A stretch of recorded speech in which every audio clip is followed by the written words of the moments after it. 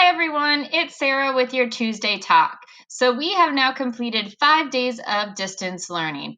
We hope that you and your child have started to establish a routine and that things are starting to flow. We wanted to share with you some tips and advice for helping keep your child safe when they are online. We know that with distance learning, chances are your child is probably spending more time on a device than they typically would. So, we have some advice for you to help make that a positive and safe experience. Our first piece of advice is to try and set your child up in a space where you can see their screen. We know that that's not always possible, and if that's not a possibility for you, that's okay. But if it is possible, set them up in a workspace where you can see their screen. That will make it easier for you to monitor what they are doing when they are online. Another tip that we have is to bookmark the sites or the places that your child is allowed to go. This will allow them to access those materials faster and ensure that they are less likely to end up in a space that they shouldn't be. In addition to this, we encourage families to have children open one tab at a time. This again allows it or makes it easier for you to be able to see what your child is working on at any given time. Our last piece of advice is to remind your child not to share their usernames or passwords with other people.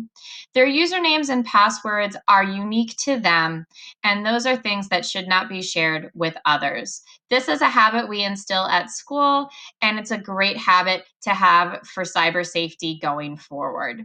In addition to these tips, SANS, which is a cybersecurity company, has created a really great short video and toolkit for parents to help keep students safe when they are doing distance learning.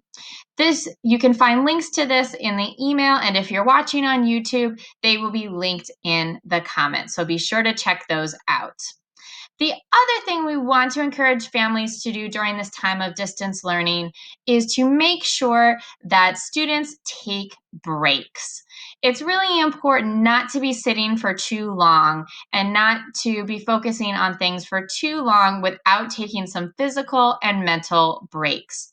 To help you with that, our specials teachers have worked really hard to collect some resources and ideas that your students can use for physical activity, for PE, for art, and for music.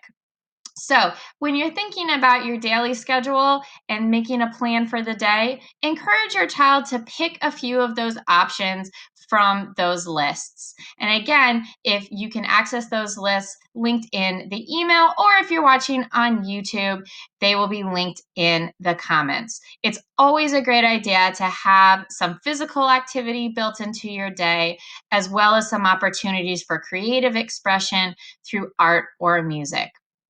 Again, please feel free to reach out to myself or Beth or any of the teachers if you have questions or if you need support in any area. We hope you have a great rest of the week, and we look forward to seeing you virtually really soon.